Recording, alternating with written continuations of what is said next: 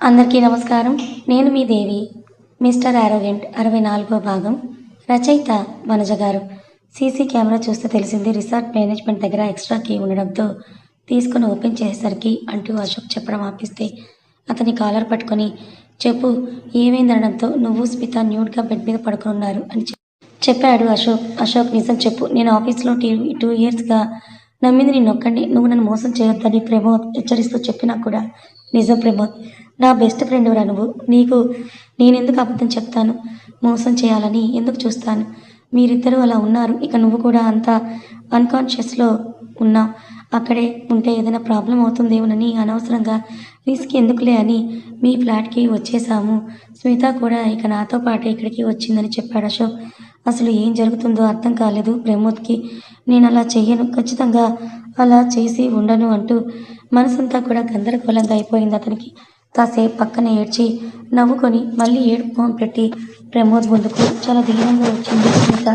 పర్లేదులే ప్రమోద్, ఈ కాలంలో ఇలాంటివన్నీ కూడా చాలా కామన్. కొలీగ్స్ మధ్య క్యాజువల్గా జరుగుతూనే ఉన్నాయి. ఈ మధ్య నేను కూడా లైట్ తీసుకుంటాలే. మీ ప్యూర్ ఆర్థడాక్స్ ఫ్యామిలీ కదా, యాక్సెప్ట్ చేయరేమో. నువ్వు కూడా జరిగిన విషయాన్ని మర్చిపో. నువ్వు హ్యాపీగా ఉండు, నేను ఎలాగోలాగా బ్రతికేస్తానులే అని స్మిత కావాలని యాక్ట్ చేసేసరికి ప్రమోద్ ఆమెకు ఏమీ చెప్పలేక సైలెంట్గా ఉన్నాడు. అతను గమ్మున ఉండడం చూసి నిజంగానే ఇప్పుడు నేను చెప్పిన డైలాగ్స్కి మెల్ట్ అయిపోయి సరే టేక్ ఇట్ ఈజీ స్మిత, జరిగిందేదో జరిగిపోయింది, ఎవరి లైఫ్ వాళ్ళు చూసుకుందామని అంటాడేమో అని భయపడిన స్మిత, మా ఫ్యామిలీ ప్యూర్ ఆర్థడాక్స్ కాకపోవచ్చు ప్రమోద్, కానీ వాల్యూస్ ఉన్న ఫ్యామిలీ. వాల్యూస్తోనే నన్ను పెంచారు కాబట్టి నేను వాళ్ళ పెంపకానికి వాల్యూ ఇవ్వాలనుకుంటున్నాను.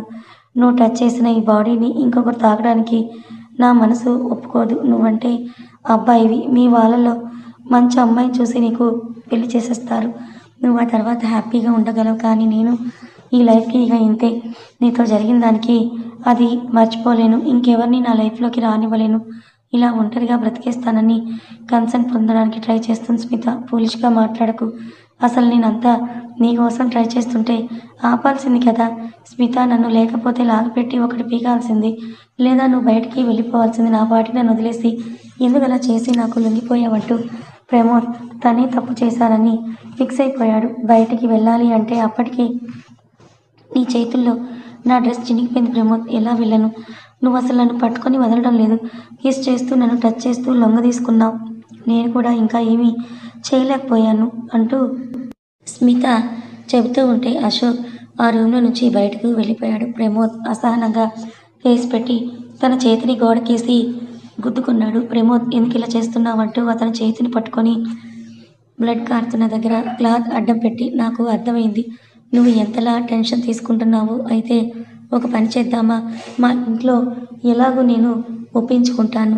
నన్ను మీ ఇంట్లో వాళ్ళు ఒప్పించుకునేలాగా చెయ్యి.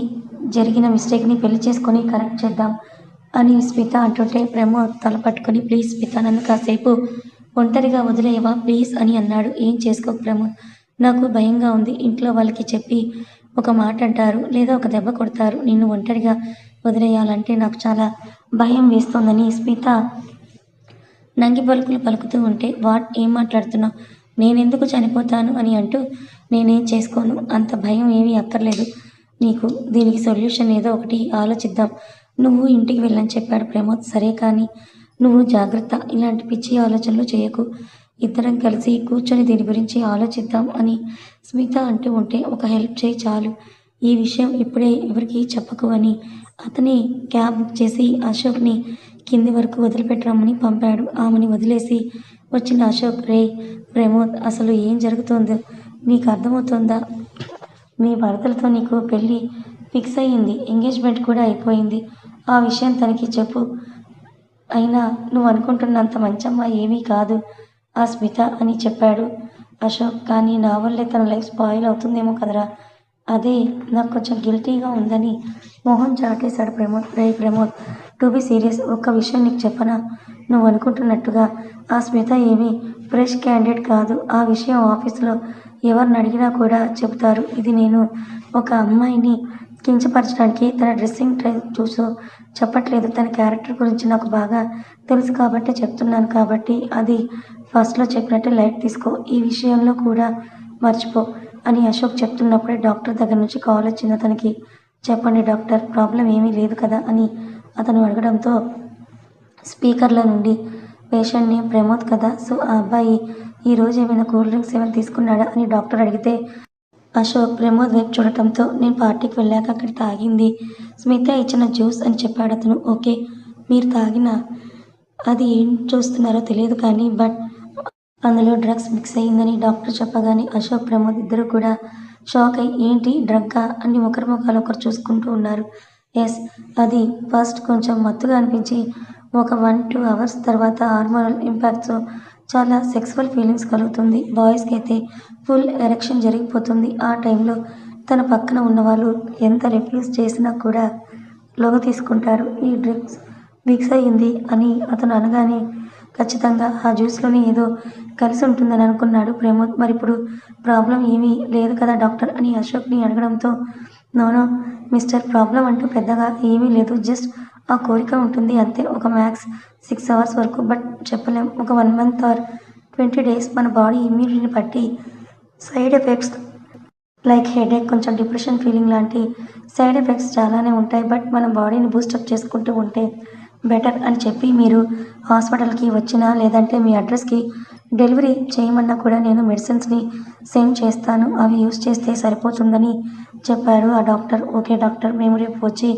కలెక్ట్ చేసుకుంటాం, థ్యాంక్ యూ అని చెప్పి కాల్ కట్ చేసిన ఫ్రెండ్స్ అసలు ఆ జ్యూస్లోని ఆ డ్రగ్ కలపాల్సినంత అవసరం ఎవరికి వచ్చిందిరా అని ఇద్దరు కూడా డిస్కస్ చేసుకుంటూ ఉంటే అశోక్ని అడిగాడు, ఆ పార్టీలో నీకు ఎవరి మీదైనా డౌట్గా ఉందా అని. అంటే కాసేపు ఆలోచించిన ప్రమోద్, ఎస్ హేమంత్, నాకెందుకో అనిపిస్తోందిరా, మేనేజర్ వాడికి చెప్పకపోయినా కూడా ఎవరి ద్వారానో వాడికి ఈ మ్యాటర్ తెలిసింది కాబట్టి నా మీద కోపం పెంచుకున్నాడో ఏంటో తెలియదు కానీ కావాలని కొంచెం మాట్లాడడం అలా నాతో చేస్తున్నాడు, వాడేమైనా ఈ పని చేసి ఉంటాడా అని ప్రమోద్ అడగటంతో నీకు తెలుసో లేదో కానీ మీరు కలుసుకున్నవి చాలా తక్కువ, కానీ వాడు నీ వెనకాల ఎప్పుడు జలస్ ఫీల్ అవుతూనే ఉంటాడు, బికాస్ నువ్వు వాడికంటే వర్క్ బాగా చేస్తావు, మేనేజర్ పొగుడుతూ ఉంటాడు కాబట్టి అని అనగానే ఒరే హేమంత్ అంటూ తలపట్టుకున్నాడు ప్రమోద్. కళ్యాణ్ విషయం చెబుదామా వద్దా అని అనుకుంటూ ప్రమోద్కి సండే నైటే కాల్ చేసింది మహిత. ఎప్పుడు ఏంటే చెప్పవే కోతి అని అతను ఈసారి చెప్పు మహిత అని అనడం, పైగా వాయిస్ డల్గా ఉండడంతో ఏమైంది, బాగానే ఉన్నావా నువ్వు, వాయిస్ ఎందుకలా డల్గా ఉంది అంటూ గాబరాగా అడిగింది మహిత. ఆమె అలా అడిగినప్పుడు అమ్మో ఇది ఆవలించకుండానే ఏం తిన్నానో కనిపెట్టే టైప్, ఇప్పుడు నాలో ఏ కొంచెం చేంజ్ అనిపించినా కూపి లాగేస్తుంది, జాగ్రత్తగా ఉండాలి అనుకుంటూ ఏం లేదే వీకెండ్ కదా పడుకొని ఉన్నానని చెప్పాడు ప్రమోద్. ఆహా, ఇంకా చాలా అబ్బావా, నిన్నటి నుంచి నీకు వీకెండ్ అయిపోనే లేదా, ఎవరి దగ్గరన్నా చేసుకొని నాటకాలు, నా దగ్గర కాదు, చెప్పు వాయిస్ ఎందుకలా డల్గా ఉంది, హెల్త్ బాగాలేదా, అంతా ఓకేనా అని మహిత అడిగేసరికి ఇంకా కొంచెం కరిగిపోయిన ప్రమోద్, అవునే హెల్త్ బాగాలేదు, మధ్యాహ్నం బాగా బోర్ కొడుతూ ఉంటే అలా పబ్కి వెళ్ళి ఇంకా రా విస్కీ తాగేశాను, అదే ఇప్పుడు కొంచెం తేడా కొట్టిందని వెటకారంగా ప్రమోద్ చెప్తూ ఉండేసరికి అందుకే బావగారు మందులోకి సోడా కలుపుకొని తాగాలి అని అంది మహిత. అంత కరెక్ట్గా చెప్పావు ఏంటే, కాలేజ్ అని చెప్పి మీ ఫ్రెండ్స్తో వెళ్ళి చేసే పనులు ఇవేనంటే నిజం చెప్పు, నువ్వు కూడా ఎప్పుడో తాగావు కదా అని ప్రమోద్ అడగగానే అవును మరి నువ్వు నేనే కదా మందు పార్ట్నర్స్, అందుకే నీకు తెలుసు నేను బాగా తాగుతానని అని అంటూ కొట్టానంటే మొహం పగులుతుంది బావా, మందులోకి సోడా కలుపుకోవాలి అని తెలియాలంటే సినిమాలు చూస్తే సరిపోదా అని అంటూ మహిత అరిచేసరికి నవ్వుకున్న ప్రమోద్, అదే లేదు లేవే, నిజంగానే వర్క్ స్ట్రెస్, అసలు ఎంత పడుకున్నా కూడా ఇంకా నిద్రపోవాలని అనిపిస్తోంది, అందుకే వాయిస్ డల్గా ఉందని చెప్పగానే తను చెప్పాలనుకున్న ప్రాబ్లం ఈ టైంలో వద్దులే బావా, బాగా ఫ్రీగా ఉన్నప్పుడు చెప్తాను అని అనుకొని మిగతా విషయాలు కూడా మాట్లాడి డిన్నర్ కోసం కనుక్కున్నాక సరే బావా జాగ్రత్త, ఎక్కువ వర్క్ ఉంటే డివైడ్ చేసుకో కానీ ఇలా నువ్వు రెస్ట్ లేకుండా ఉండకు అని చెప్పి ఇంతకీ మీ మేనేజర్కి ఏమేమి చెప్తున్నావు, అబ్రాడా ప్రమోషన్ అని అడగడంతో ఇంకా ఏమీ చెప్పలేదు, రేపు ఆర్ ఎల్లుండి వీలు చూసుకొని ఆయనకి చెప్తాను అని మాట్లాడేసి కాల్ కట్ చేస్తాడు ప్రమోద్. జరిగిన విషయం దీనికన్నా చెబుదామా అని అనుకున్నాడు, వద్దు నాన్నకి తెలిస్తే నన్న ఒక దెబ్బ కొట్టి వదిలేస్తాడేమో, కానీ ఇదైతే బ్రతికున్నన్ని రోజులు ఎత్తి పొడుస్తూనే ఉంటుంది నన్ను. మనమే ఏదైనా రీజన్ ఆలోచిద్దాం అని అనుకున్న ప్రమోద్ నీరసానికి కాసేపు పడుకుందామని అనుకున్నాడు. అప్పుడే అశోక్ డాక్టర్ ఇమ్యూనిటీ ఇంపార్టెంట్ అని చెప్పాడు. అందుకే ఫ్రూట్స్ తీసుకొచ్చాను, కట్ చేసి కర్డ్ రైస్ కూడా, ఇవి తినేసి పడుకో. కుదిరితే రేపు లీవ్ అప్లై చేసుకో. ఈ రోజుకు నేను ఇక్కడే ఉండనా అని అశోక్ అనగానే అతన్ని హక్ చేసుకుని ప్రమోద్, నిజంగానే నువ్వు నా కొలీగ్ ప్లస్ ఫ్రెండ్గా దొరకడం నా అదృష్టం Ashok, thank you so much అని చెప్పి తిన్నాక ట్యాబ్లెట్ వేసుకుని పడుకున్నాడు ప్రమోద్. ఇంటికి వెళ్ళాల్సిన స్మిత ఆ క్యాబ్ డ్రైవర్కి ఎక్స్ట్రా మనీ ఇచ్చి పబ్కి వెళ్ళింది. అక్కడికి ఆల్రెడీ తన ఫ్రెండ్స్ అందరూ వచ్చేయడంతో, ఏంటే పబ్కి రమ్మన్నావు, ప్లాన్ సక్సెస్ అయిందని పార్టీ ఇస్తున్నావా అని అడగటంతో, ఎస్ అంటూ ఒక ఫుల్ బీర్ చేర్స్ చెప్పేసి తాగుతూ, మన ప్లాన్ నిజంగానే సూపర్ సక్సెస్ అయింది. ఇప్పుడు ఒక ట్రిగ్గర్ వదిలొచ్చాను, బుల్లెట్ నేరుగా ఆ ప్రమోద్ గుండెలను దిగుతుంది. అప్పుడు ఎలా తప్పించుకుంటాడో నేను చూస్తానని స్మిత వెళ్ళని స్మైల్ ఇస్తూ ఉంటే, బ్యాచ్లోని ఒక ఫ్రెండ్ మాత్రం, అసలు నీకు ఆ ప్రమోద్ ఎందుకు కావాలి చెప్పు, అందగాడా అంటే ఏదో అబో యావరేజ్గా ఉంటాడు, పోనీ రిచ్ కిడ్డా అంటే కాదు, పంతులు. ఇక నువ్వు ఇన్ని ప్లాన్లు వేసి అతన్ని పెళ్లి చేసుకోవడానికి రీజన్ ఏంటని అడగడంతో, అది నీకు చెప్పినా అర్థం కాలే, వాడంటే ఉన్న పిచ్చ లాంటిది అని మూసుకుపోయిన కళ్ళతో తాగుతూ ఎంజాయ్ చేసింది స్మిత. ఆమె దగ్గరకు వచ్చిన ఒక అతను, హాయ్ స్మిత, ఎలా ఉన్నావని సిన్సియర్గా అడగటంతో చిరాగ్గా మొహం పెట్టిన స్మిత, నువ్వేంటి ఇక్కడ, నీకెప్పుడో బ్రేకప్ చెప్పేశానని అనడంతో, కానీ నేను నిన్ను బీటెక్ నుంచి సిన్సియర్గా లవ్ చేస్తున్నాను స్మిత అని అతను నిజాయితీగా ఒప్పుకున్నాడు నిఖిల్. సో వాట్, అప్పుడేదో నువ్వు నా వెంట పడుతున్నావు, నాకు మంచిగా అనిపించి ఓకే అని చెప్పాను. బట్ ఆ తర్వాత నీ మీద నాకు ఎలాంటి ఇంట్రెస్ట్ లేదు. నువ్వు నన్ను అంత సాటిస్ఫై కూడా చేయలేకపోయావు. అండ్ నీ కలర్ నా కలర్ పక్కన ఉండి చూడు ఎలా ఉంటామో అని అతని చేతిని తన చేతిని ముందుకు పెట్టి మాట్లాడింది స్మిత. అందుకే నీకు బీటెక్ అయిపోగానే టాటా గుడ్ బై అంటూ బ్రేకప్ చెప్పేశాను, మళ్ళీ నా లైఫ్లోకి రాకని ఆమె చెప్తుండేసరికి, స్మిత నీకు అర్థమవుతుందా, మనిద్దరం ఫిజికల్గా కూడా కలిసాం, అట్లీస్ట్ నువ్వు ఆ విషయానికైనా రెస్పెక్ట్ ఇవ్వాలి కదా అని అతను సెంటిమెంటల్గా చెప్తూ ఉన్నా కూడా, సో వాట్, అలాంటివన్నీ చాలా కామన్, దానికోసం నేను పెళ్లి చేసుకొని నీతోనే ఉండాలి అంటే ఇట్స్ నాట్ కరెక్ట్, సో నీ దారి నువ్వు చూసుకో అని చెప్పింది స్మిత. బృందాన్ని తమ ఇంట్లో వదిలిపెట్టి వచ్చిన కొన్ని రోజులకి, అంటే మీకు ఒక విషయం అర్థమవుతుందా, ఆల్రెడీ శ్రీ త్రిపద మహిత వాళ్ళు డిసెంబర్లో ఉన్నారు, క్రిష్ లాస్ట్ వీక్ ఆఫ్ నవంబర్లో ఉన్నారు. నెక్స్ట్ ఎపిసోడ్లో అందరూ సేమ్ టైంకి వచ్చేస్తారు, ఓకేనా.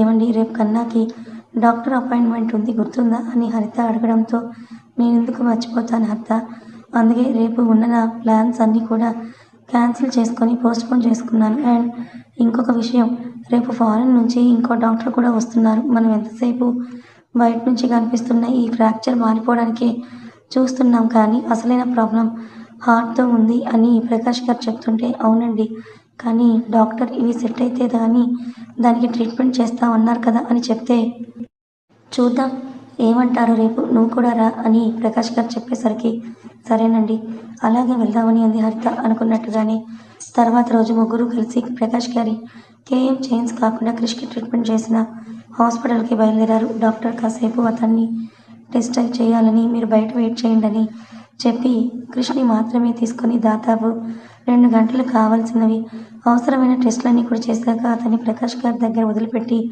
రిపోర్ట్స్ రావడానికి కొంచెం టైం పడుతుంది సార్, మీకోసం ఇక్కడే ఒక రూమ్ మేనేజ్ చేశాను, ఆ లోపు లంచ్ చేయండి అని చెప్పడంతో, సరే అని వాళ్ళకిచ్చిన ఆ రూమ్లోకి వెళ్ళిపోయారు ప్రకాష్ గారు. డాక్టర్ మాత్రం తను చేసిన టెస్ట్ రిపోర్ట్స్ అన్నీ వచ్చిన ఫారిన్ డాక్టర్కి చూపించి చాలాసేపు డిస్కషన్ తర్వాత ఒక ఫైనల్ కంక్లూషన్కి వస్తూ కృష్ణను ఆ రూమ్లోకి పిలిపించి కూర్చోబెట్టాడు. హరితకి కాస్త టెన్షన్గా ఉంది. క్రిష్కి తన హెల్త్ పరంగా, బాడీ పరంగా ఏం జరిగినా ఆగిపోకుండా ముందుకు సాగిపోవాలి అన్న కాన్ఫిడెన్స్ ఉంది. ప్రకాష్ గారు నోరు తెరిచి, ఏమైంది డాక్టర్, అంతా ఓకే కదా అని అనడంతో, ఫారిన్ డాక్టర్ ఈ డాక్టర్ ఇద్దరు కూడా ముఖముఖాలు చూసుకొని, Krish my boy, great job, అన్ని ఫ్రాక్చర్స్ జరిగినా కూడా నువ్వు 3 monthsలోనే ఇంత బాగా కోలుకోవడం, నిజంగా ఇది నీ will power and self confidence అని చెప్పొచ్చు. నీ లెగ్ ఆల్మోస్ట్ సెట్ అయిపోయింది, సో నీకు వాకింగ్ స్టిక్ సజెస్ట్ చేస్తాము, బట్ నువ్వు అప్పుడే దాన్ని కంప్లీట్గా యూజ్ చేయొద్దు. కొన్ని డేస్ ప్రాక్టీస్ చేసి ఆ తర్వాత నిదానంగా బాగున్న లెగ్ మీదే ప్రెషర్ పెట్టి ఫ్రాక్చర్ అయిన కాలు మీద కొంచెం కొంచెంగా ప్రెషర్ని అలవాటు చేస్తూ ఉంటే ఒక 2-3 మంత్స్కి నువ్వు హ్యాపీగా నార్మల్గా నడవచ్చు. 1 ఇయర్లో కంప్లీట్గా సెట్ అయిపోతావని డాక్టర్స్ చెప్పేసరికి ప్రకాష్, హరిత గారు చాలా హ్యాపీగా ఫీల్ అయ్యారు. క్రిష్ నడుస్తున్నాడు. నాకు కూడా చాలా సంతోషంగా ఉంది. నెక్స్ట్ ఏం జరగబోతుందంటారు? గెస్ చేసి కామెంట్ చేయండి. స్మిత విషయంలో ప్రమోద్ డెసిషన్ ఏంటి? కథ కొనసాగుతుంది. ఈ కథ మీకు ఎలా అనిపించిందో కామెంట్ చేయండి. కథ నచ్చితే లైక్ చేయండి. Thank you so much.